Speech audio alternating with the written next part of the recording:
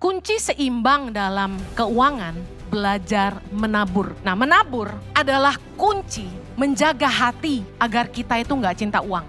Orang yang pelit menandakan dia cinta duit. Memberi menyunat hati. Kalau kita memberi, itu sebenarnya menjaga hati kita sendiri. Supaya kita tuh nggak cinta uang. Dikatakan firman Tuhan dalam 2 Korintus 9 ayat 10.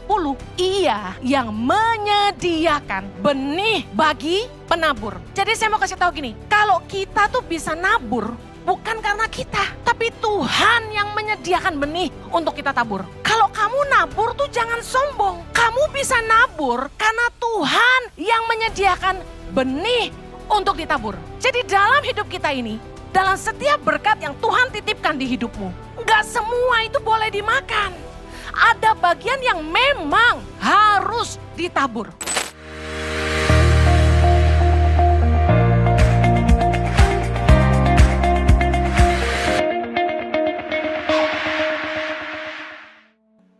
Terima kasih Bapak.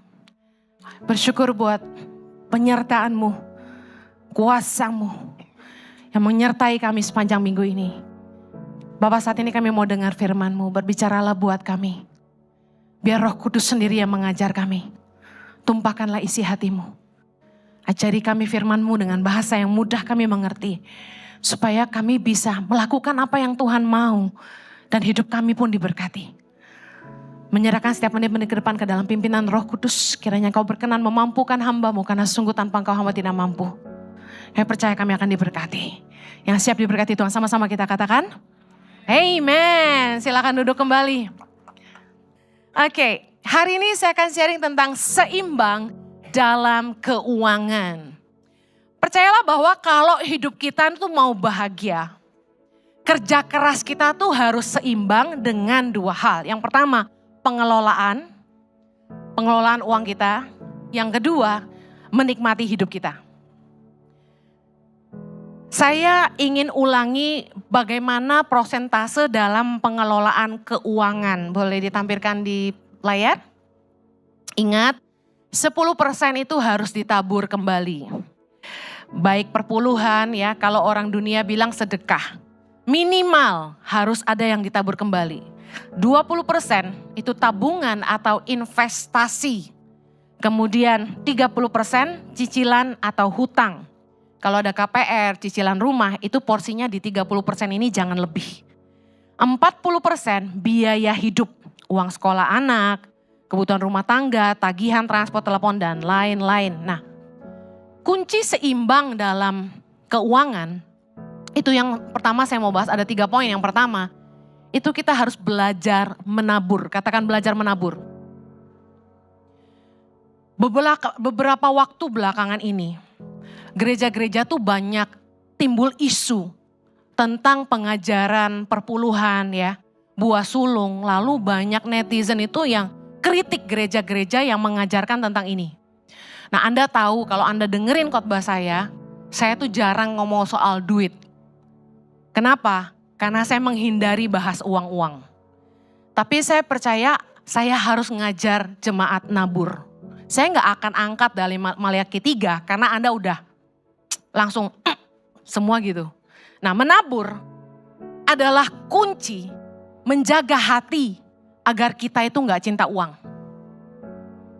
Orang yang pelit menandakan dia cinta duit.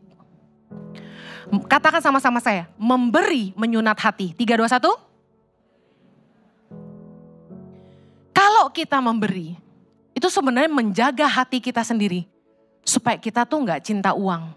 Lukas 6 ayat 38. Saya mau bahas apa yang Yesus ngomong tentang menabur. Lukas 6 ayat 38. Sama-sama baca. Berilah dan kamu akan diberi. Suatu takaran yang baik, yang dipadatkan, yang digoncang, dan yang tumpah keluar akan dicurahkan ke dalam ribaanmu. Sebab ukuran yang kamu pakai untuk mengukur akan diukurkan kepadamu. Yesus mengajarkan 2 hal di sini. Yang pertama, berilah dan kamu akan diberi. Artinya gini, kalau kita mau menuai kita harus menabur. Nah, setuju katakan amin. Sebab ukuran yang kamu pakai untuk mengukur, Yesus bilang, akan diukurkan kepadamu. Seberapa banyak yang kita tuai tergantung dari seberapa banyak yang kita mau tabur. Saya pernah diberkati orang dalam sejarah saya melayani Tuhan. Itu saya pernah diberkati sama orang yang bisa dibilang saya gak kenal sebelumnya. Secara pribadi diberkati ya, bukan cuma Yayasan Tangan Pengharapan. Itu 500 miliar. Luar biasa gak? Itu orang nyari duitnya kan susah ya. Kok bisa-bisanya ngasih saya 500 miliar? Itu wow banget, bener gak? Nah, mungkin orang kalau dengar kesaksian begitu tuh gini. Ngeri, berkatnya gede amat ya. Tapi saya kasih tahu, saya gak akan nuai itu kalau saya gak pernah nabur. Waktu masih muda, sekarang juga masih muda, ada amin Bapak Jojo? Ya. Waktu masih muda banget, kami berdua itu punya mentalitas yang sama. Dari zaman sekolah, waktu kuliah di Australia. Kita itu seneng traktir temen. Dua-duanya sama. Jadi kita suka bayarin temen makan, apalagi yang susah gitu. Lalu kita seneng berkatin hamba Tuhan. Kalau hamba-hamba Tuhan di Indonesia nih rata-rata kenal kita karena mereka pelayanan ke Australia biasanya kami yang jemput. Dan biasanya pelayanan di gereja kami, karena gereja kami di Australia dulu gereja Indonesia terbesar. Jadi udah pasti hamba Tuhan besar maunya pelayanan di kita. Kita jemput, kita anterin makan. Itu gereja gak ganti duit kita. Gereja gak pernah kasih kita, nih ya ganti uang bensin ya Jo. Nih ya ganti ya, kamu makan sama pendeta itu berapa? Nih saya ganti. Gak pernah gereja ganti. Apakah kami mengeluh? Enggak. Temen-temen muka gratisan. Kalau makan sama kita suka lupa bayar, udah biasa. Yang giliran kalau pesen itu minta ampun aji mumpung. Ya ayam goreng 2. Ya, nasi uduk 2. Ya, teh panas, teh manis 1-1. Siap, itu 1 orang yang makan tuh. Bener. Tapi giliran bayar, ada yang angkat telepon lah, ada yang ke toilet lah, ada yang lupa apalah di mobil lah. Itu saya khotbah ya, kalau pernah dengar ya. Itu real di hidup kami. Saya ketemu temen yang bilang sama saya, sorry gue lupa bawa dompet. Tapi abis itu dia pesen makan 3 macam. Udah biasa. Tapi kami dari sejak kuliah suka traktir temen. Suka bayarin hamba Tuhan. Jemputin di airport, anterin makan. Belum yang bangsa ibu-ibu pendetanya mau shopping. Tahu kan orang Indonesia? Henny, cie kan kita masih muda. Hen, kalau tante mau ke supermarket bisa anterin. Oh bisa banget tante, siap tante. Kita anterin dong. Tante keranjang, oh troli. Oke. Troli, Bo. Murah. Sel 10. Pas ke kasir, aduh, tante lupa tuker duit dolar loh. Kita kan di Australia kan? Siap tante, it's okay. Saya gesek kartu kredit. Diganti gak kira-kira? Ente. Tapi saya kasih tahu, kenapa saya menuai? Karena kami nabur. Naburnya enggak hitung-hitungan. Orang Kristen disuruh perpuluhan 10% aja. Jahat amat tuh mulut. Ngapain bikin kaya gereja? Ngapain bikin kaya pendeta? Kalau saya emang gak pernah mikir gitu loh. Saya mikirnya gini, Tuhan udah terlalu baik buat hidup saya. Saya mau nabur buat pekerjaan Tuhan. Emang gue pikirin pendetanya tambah gendut. Bodoh amat. Kalau saya nabur. Bahkan dalam hidup kami berdua, kami gak pernah cuma nabur 10% tuh gak pernah. Tidak terbatas. Seberapapun yang Tuhan suruh kami tabur. Ini real, ini kenyataan. Selama Tuhan bilang, tolong dia, tabur. Tolong dia, tabur. Tuhan gerakin, wajahnya kasihan, tabur gitu. Tabur kanan kiri. Kadang-kadang, Tuhan ini di rekening tinggal 2 juta. Kan masih 2 juta kata Tuhan. Serius sampai begitu. Saya kalau udah saldo Anda tidak mencukupi. Habis duit gua. Langsung, Jo, ada punya berapa di rekening? Tolong transfer dulu. Baru minta duit saya. Tapi saya kasih tahu, ini real di hidup kami. Kami gak pernah hitung-hitungan sama Tuhan. Tuhan, udah 10%, udah 20%, udah 30%. Yang saya kasih tahu, karena kami gak pernah hitungan sama Tuhan. Yesus bilang, ukuran yang kamu pakai untuk mengukur akan diukurkan kepadamu. Karena kita nabur gak ngukur-ngukur, berkat Tuhan pun tidak terukur. Amin. Jangan pakai ayat terus, kok buah sulung sih? Kapan ngasih buah sulungnya? Gitu ya. Di awal pekerjaan dibahas gitu. Di hari pertama tiap tahun, udah gak usah bahas itu. Roh Kudus gerakin kamu menabur, ya kamu nabur. Gak usah pikirin. Kalau saya juga kadang-kadang lucu-lucu kalau dengerin hamba Tuhan khotbah maksa-maksa jemaat nabur. Pakai ngancem-ngancem, lu gak nabur, nanti ladang lu gak subur gitu. Gak usah gitulah. Pokoknya kebenaran aja kita sampaikan. Yesus bilang, berilah dan kamu akan diberi. 2 Korintus 9 ayat ke-7. Baca sama-sama yuk. Hendaklah masing-masing memberikan menurut kerelaan hatinya. Jangan dengan sedih hati atau karena paksaan. Sebab Allah mengasihi orang yang memberi dengan sukacita. Dan Allah sanggup melimpahkan segala kasih karunia kepada kamu. Supaya kamu senantiasa berkecukupan di dalam segala sesuatu. Dan malah berkelebihan di dalam berbagai kebajikan. Ayat 9. Seperti ada tertulis, ia membagi-bagikan, ia memberikan kepada orang miskin. Kebenarannya tetap untuk selamanya. Ayat 10 sama-sama.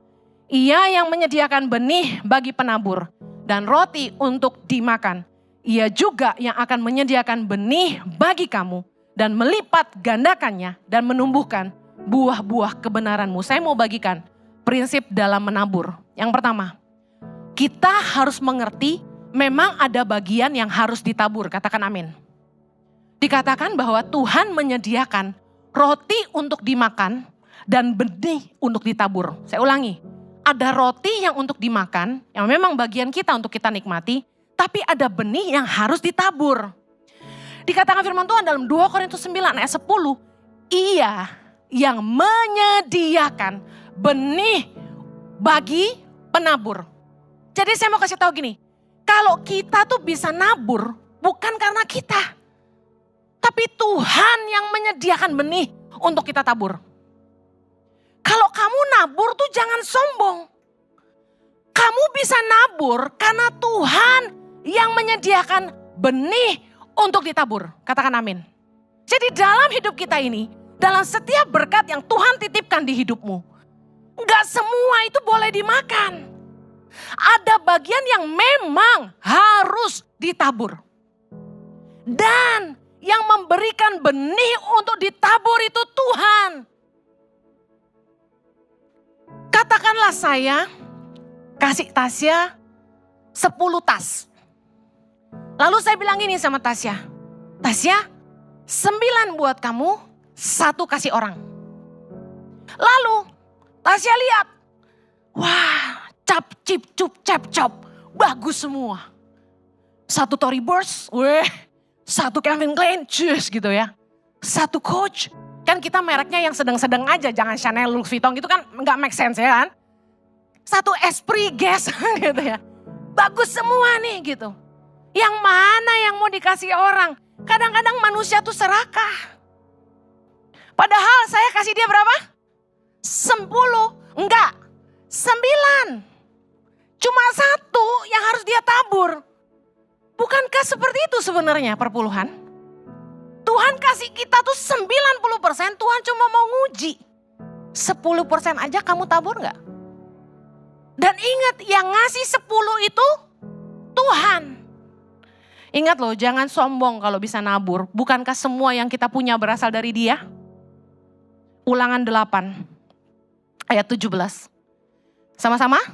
Maka janganlah kau katakan dalam hatimu, kekuasaanku dan kekuatan tanganku lah yang membuat aku memperoleh kekayaan ini. 18a. Tetapi haruslah engkau ingat kepada Tuhan Allahmu, sebab Dialah yang memberikan kepadamu kekuatan untuk memperoleh kekayaan. Jadi semua harta yang kita punya ini dari mana? Dari Tuhan. Kekuatan untuk memperoleh kekayaan dari mana? Dari Tuhan. Jadi kalau kita nabur untuk pekerjaan Tuhan, jangan sombong. Toh 10-10-nya dari Tuhan. Amsal 11 ayat 24. Ada yang menyebar harta tetapi bertambah kaya. Ada yang menghemat secara luar biasa, namun selalu berkekurangan. Bingung gak ini? Kok yang nyebar-nyebar harta malah tambah kaya? Harusnya kan filosofi dunia, kita nyebarin harta, hidupnya royal, nabur terus. Harusnya hartanya berkurang, betul gak? Tetapi bertambah kaya. Why? Karena tetap ada bagian yang harus kita tabur. Saya percaya orang yang suka menabur pasti gak akan pernah kekurangan. Saya yakin itu. Tuhan itu gak pernah gagal akan janjinya. Prinsip menabur. Yang pertama tadi, kita harus mengerti memang ada bagian yang harus ditabur. Yang kedua, prinsip menabur, memberi dengan kerelaan hati. Dikatakan tadi, Tuhan mengasihi orang yang memberi dengan sukarela, dengan sukacita. Jadi kalau memberi itu jangan karena terpaksa. Daripada kamu terpaksa, mendingan gak usah ngasih. Karena Tuhan gak diberkati. Ngasih itu yang tulus. Makanya pendeta gak boleh maksa jemaat ngasih. Sampai bikin virtual account supaya ketahuan jemaat yang gak bayar perpuluhan. Buat apa? Ngasih gak boleh dipaksa. Memberi itu harus karena cinta. Kita mengasihi Allah. Amen. Nah, waktu kita bantu orang, kita ngasih sedekah. Prinsipnya gini, beri dan lupakan. Kenapa kita suka kecewa waktu kita bantu orang? Ternyata orang itu gak balas kebaikan kita dengan kebaikan. Kita sering temukan orang yang kita bantu gak tahu diri. Orang yang kita bantu gak baik sama kita. Betul gak? Gak tahu balas budi. Sebenarnya saya kasih tahu. Tuhan itu senang banget memberkati orang-orang yang memberi di tempat-tempat tersembunyi. Mari lihat Matius 6. Hal memberi sedekah. Ayat ketiga.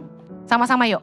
Tetapi jika engkau memberi sedekah, janganlah diketahui tangan kirimu apa yang diperbuat tangan kananmu. Ayat 4, hendaklah sedekahmu itu diberikan dengan tersembunyi. Maka Bapamu yang melihat yang tersembunyi akan membalasnya kepadamu. Apa yang manusia gak bisa balas, itu bagian sorga yang membalasnya buat kita. Amen. Waktu kita nabur buat hidup orang, jangan cari terima kasih. Senang aja, sukarela, sukacita, bantu aja. Nggak usah pusing, besok-besok dia balas gak kebaikan kamu. Nggak usah, lupakan. Beri dan lupakan. Karena apa yang kamu tabur dan kamu nggak dapat balasan dari taburan orang kepada orang itu, sorga yang akan membalasnya buat kamu. Kalau Tuhan yang balas, jauh lebih besar dari apa yang manusia bisa kasih. Katakan amin. Waktu kita bantu orang, jangan sampai kamu kecewa karena dia tidak bisa kembalikan bantuanmu. Prinsipnya gini, katakanlah orang itu bilang ini, Kak, boleh gak aku pinjam uang 5 juta? Saya gak akan ngasih 5 juta. Saya akan diam dan renungkan, berapa ya yang hati saya nih rela, kalau sampai saya kasih dia gak bales, dia gak kembalikan pun aku gak masalah. Karena kan bahasa manusia, pinjam. Nah saya gak suka ngutangin orang. Kenapa? Kenapa saya tidak mau menghutangi orang? Karena hati saya ini berharga. Seringkali kita ngutangin orang, terus orang gak bayar, kita sakit hati, bener gak?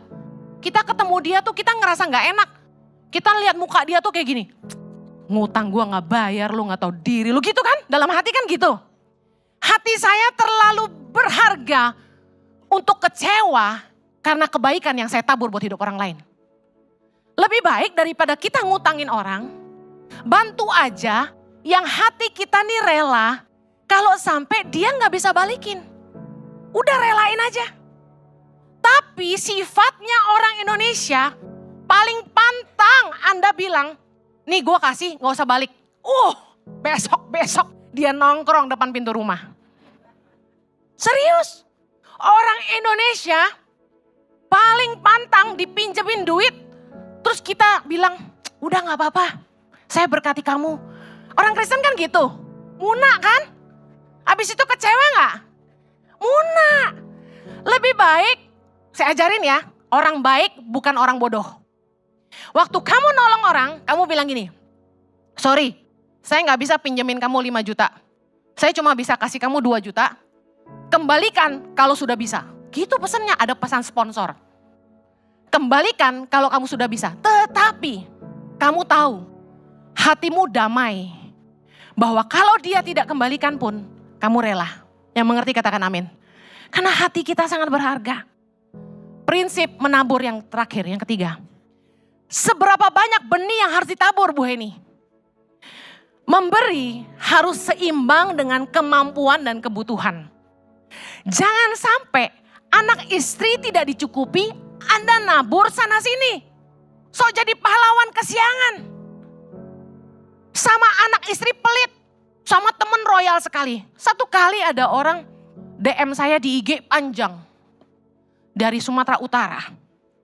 Dia bilang, Bu Heni, kesal kali aku sama bapakku itu. Nah, saya ngerti bahasa Batak jadi saya paham maksud dia. Kesal kali akulah sama bapakku itu. Pura-pura baiklah dia tuh kalau di depan orang-orang. Dia rohani kali, Bu. Nabur dia tuh di gereja, bahkan baik hati sama teman-temannya. Suka nabur dia di sana sini. Tapi sama mamaku, pelit kali dia. Aku pun minta duit sama dia, dimarah-marahinya. Aku mau bayar uang sekolah, Bu Heni. Susah kali minta sama bapakku itu. Gitu dia marah. Jadi dia bilang, tolonglah Bu, apa yang harus kulakukan? Kesal kali aku dengan bapakku itu. Gak jadi saksi dia itu. Ngomong aja dia tuh di gereja. Katanya gitu, pelayanan lagi dia. Nah ini saya lagi baca ceritanya, saya jadi ketawa gitu. Lucu anak ini gitu. Anak muda tuh saya senang ya, belak-belakan kalau ngomong.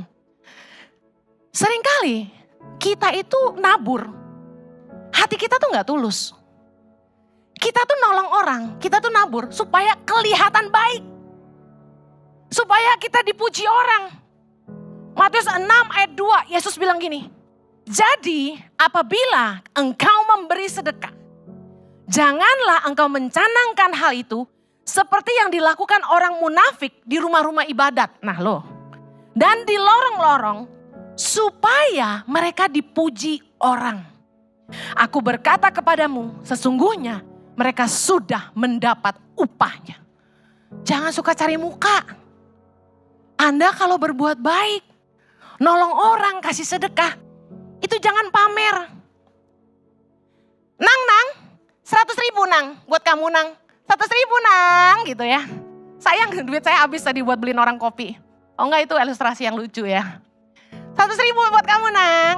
Mau ngasih orang panggil-panggil gitu kan. Kasih amplop. Kalau memang niat gak dilihat orang, ketok pintu masuk dong. Bu Heni, ada berkat sedikit. Jangan di depan sini. Bu Heni.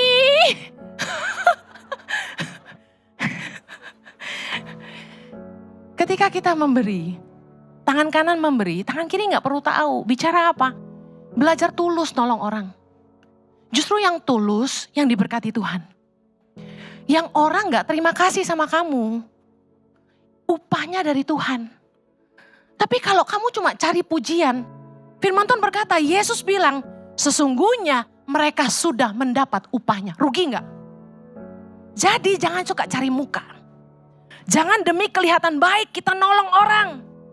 Menabur sana sini tapi istri teriak, aku tidak dinafkahi.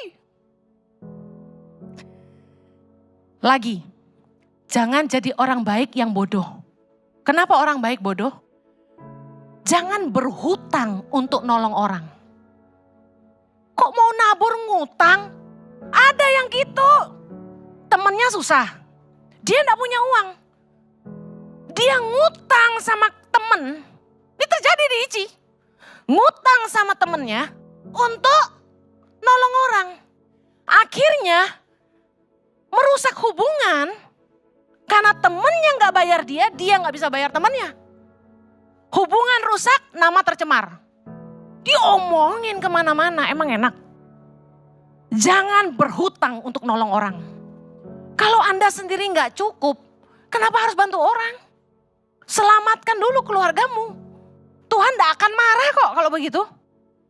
Amsal 22 ayat 26, baca sama-sama.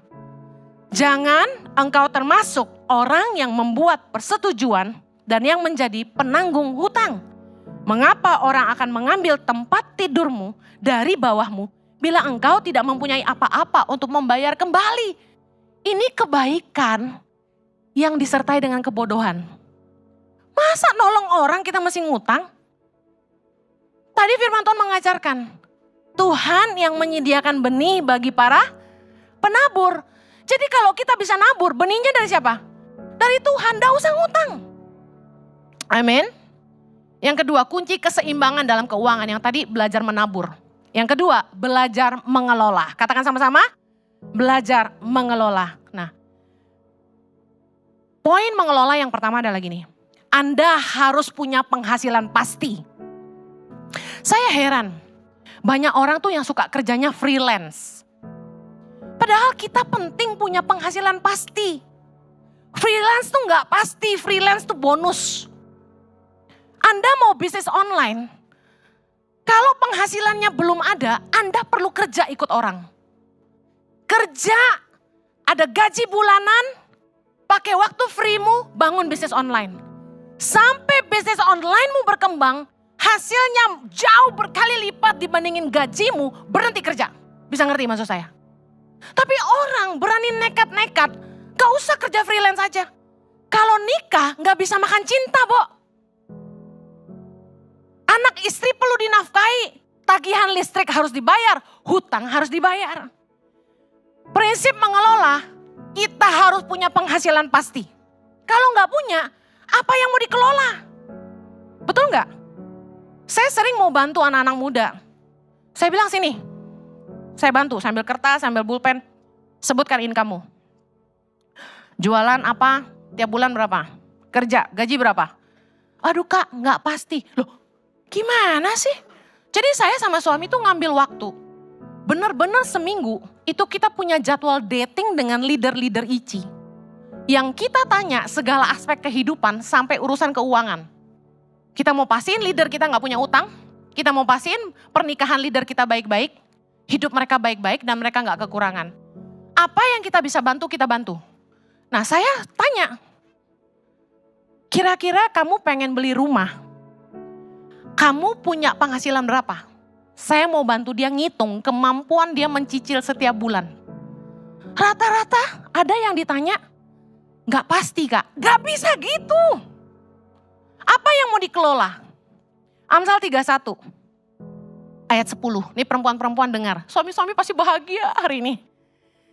Baca sama-sama. Istri yang cakap, siapakah akan mendapatkannya? Ia lebih berharga daripada permata. Coba suami-suami lihat istrimu. Kamu berharga sayang, bilang. Kebanyakan perempuan hanya suka menghabiskan. Makanya perempuan yang menghasilkan itu sangat berharga. Amsal 31 ayat 13. Yuk. Ia mencari bulu domba dan rami dan senang bekerja dengan tangannya. Ia serupa kapal-kapal saudagar, dari jauh ia mendatangkan makanannya. Ayat 19. Tangannya ditaruhnya pada jentera, jari-jarinya memegang pemintal. Lihat, dia rajin bekerja dengan tangannya dan punya penghasilan sendiri. Saya mau pesan ini. Perempuan-perempuan, istri-istri, jangan ngandalin suami. Ups. Selama Anda masih bisa, berkaryalah. Saya sudah ketemu istri-istri dari konglomerat beberapa yang ketika suaminya meninggal karena COVID, mereka nangis bombay. Kenapa? Karena gak ngerti apa-apa. Hartanya ente. Ngerti ente? Habis liau-liau. Kemana? Orang satu-satu datang ngeklaim, suami kamu utang sama saya. Utangnya banyak lagi. Segini. Wah gimana bayarnya Bu Heni? Nangis ya tahun saya. Hartanya habis semua. Ada lagi satu. Suaminya meninggal. Istrinya ini sebenarnya perempuan hebat, masih muda. Begitu suaminya meninggal, suaminya ini punya perusahaan IT. Nah Anda tahu dong orang IT, modalnya apa? Semua di kepalanya, programming, semua di kepala. Lah apa yang mau ditinggalin? Jadi waktu dia meninggal, Istrinya nggak punya apa-apa. Istrinya bingung. Akhirnya semua peralatan bisnis suaminya dijual. Ruko peninggalan suami dijual. Terus dia bingung mau hidup dari apa. Perempuan harus pintar. Harus jadi perempuan yang rajin bekerja. Pria-pria juga harus rajin kerja, harus punya penghasilan. Kalau enggak, kita enggak ada yang kita bisa kelola. Mengelola yang penting lagi apa? Bukan cuma punya penghasilan. Kita harus punya tabungan. Jangan nabung di celengan. Yang gampang dipecahin atau gampang dikorek. Tahu kan yang tanah liat yang ayam-ayam itu? Zaman saya kecil sih nabungnya di situ. Begitu udah gak punya duit pengen beli bakso, korek. Taruhlah uang tabunganmu di dana investasi yang tidak bisa diambil seenakmu. Mungkin bunganya gak terlalu besar, tapi lebih aman. Katakan deposito, ada jatuh tempo. Reksadana pasar uang. Ada beberapa bank itu punya aplikasi yang kita gampang ngaturnya. Tinggal pindahin dari rekening kita ke tabungan, bunganya lebih gede. Kita bisa pilih beberapa yang bagus, kita bisa konsultasi sama pihak bank. Biasanya ada bank manager yang khusus menangani tiap nasabah kan. RMB istilahnya. Nah, kita harus punya investasi. Di dalam Amsal 31, wanita yang cakap ini digambarkan sebagai wanita yang tidak khawatir tentang hari depan. Kenapa dia gak khawatir tentang hari depan? Hari depan itu kan sesuatu yang gak pasti, bener gak? Tapi dia gak khawatir. Kenapa? Amsal 31 ayat 18. Ia tahu bahwa pendapatannya menguntungkan. Ingat, income pasti. Pada malam hari, pelitanya tidak padam. Malam hari bicara apa? Waktu ada kedukaan, waktu ada bencana, waktu COVID datang, waktu ada hal-hal yang tidak terduga terjadi dalam hidupnya. Pelitanya tidak padam. Dia tenang. Dia tahu dia punya tabungan. Ayat 25. Pakaiannya adalah kekuatan dan kemuliaan. Ia tertawa tentang hari depan. Ketika masa sulit dia bisa bertahan. Dan yang luar biasa gini. Dia gak takut tentang apa yang di depan. Kenapa? Dia prepared. Dia ready. Pertanyaan saya gini. Hari ini Anda kerja, Anda punya usaha. Anda prepared gak? Kalau ada sesuatu yang buruk terjadi, katakan besok. Atau lusa. Atau bulan depan, tahun depan. Amit-amit loh. Ada teman kita, suaminya kontraktor. Dikerjain orang, hari ini masuk penjara. Indonesia ini ada-ada aja bukan? Gak salah pun bisa masuk. Tiba-tiba dia kehilangan income. Oke, bisa ngandelin orang tua. Kalau yang gak bisa ngandelin orang tua gimana? Kalau hal terburuk terjadi dalam hidupmu hari ini, are you ready? Kalau Anda gak siap, artinya Anda gak persiapan. Dengar baik, hidup ini, every day is preparation. Kita getting ready for anything.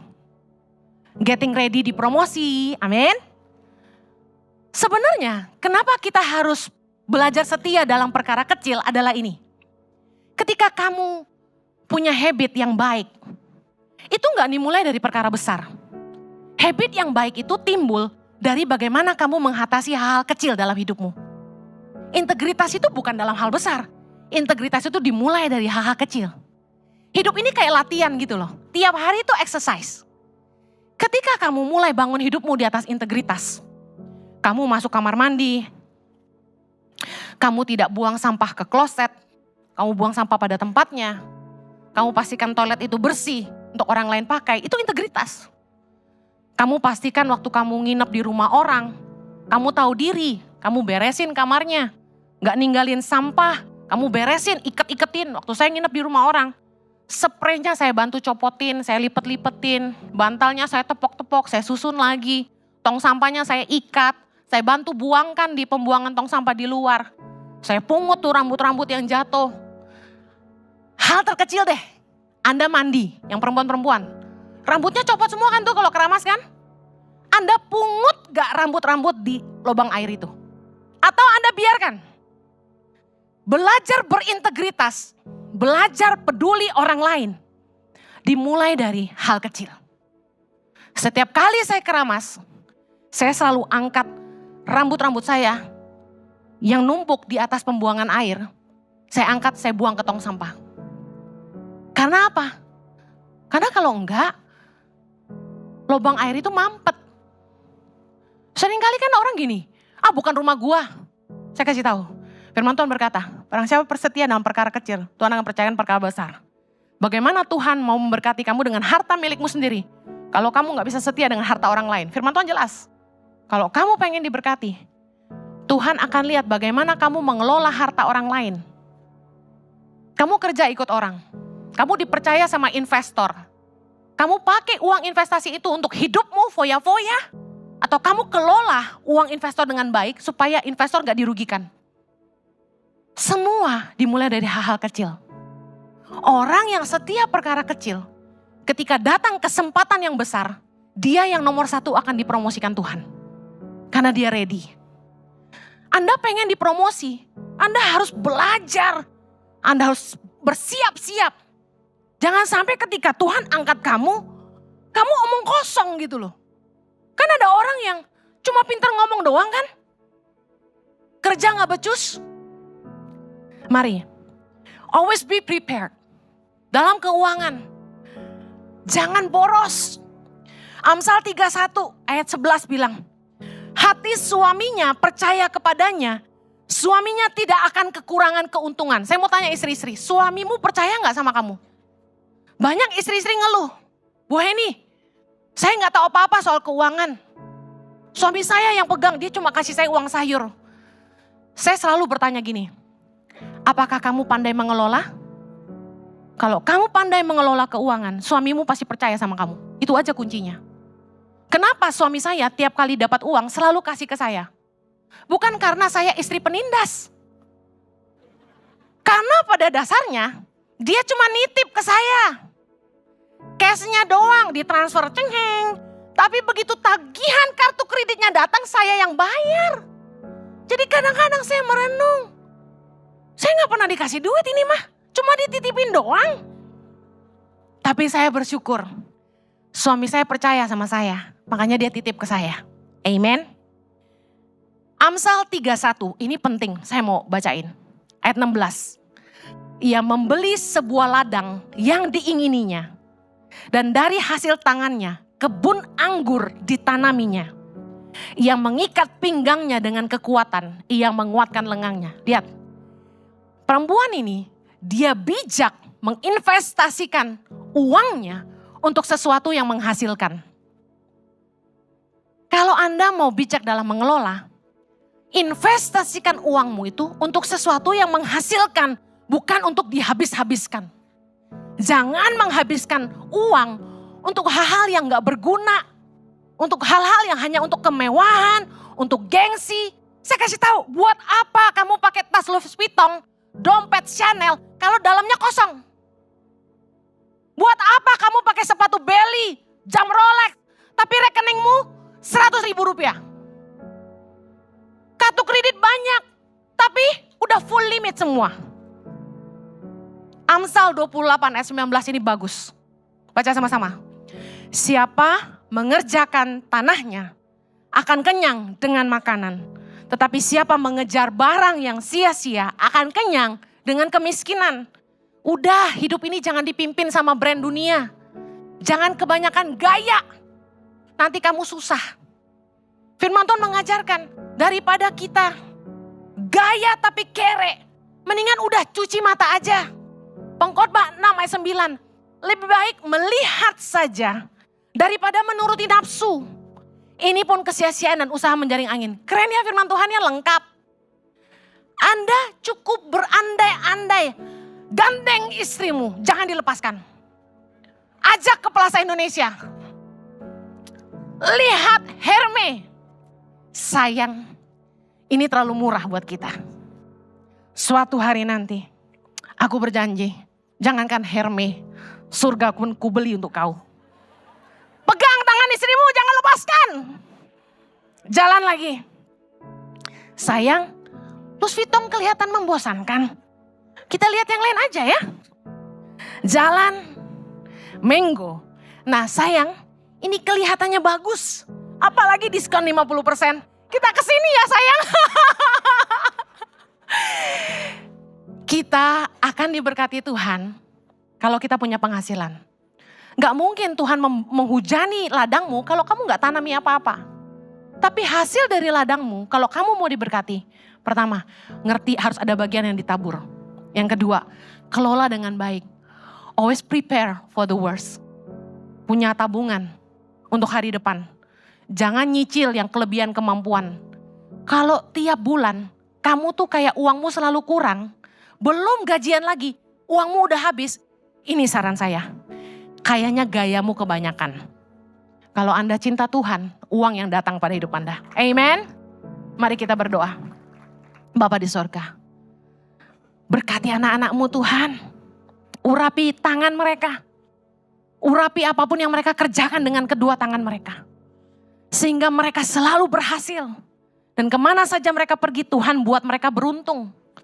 Berikan mereka hati yang takut akan Tuhan. Sehingga mereka tahu menimbang apa yang benar. Karena orang yang takut akan Tuhan, Tuhan akan meluputkan mereka dari jerat. Tuhan akan menolong mereka di setiap pengambilan keputusan. Sehingga mereka selalu menemukan jalan keluar.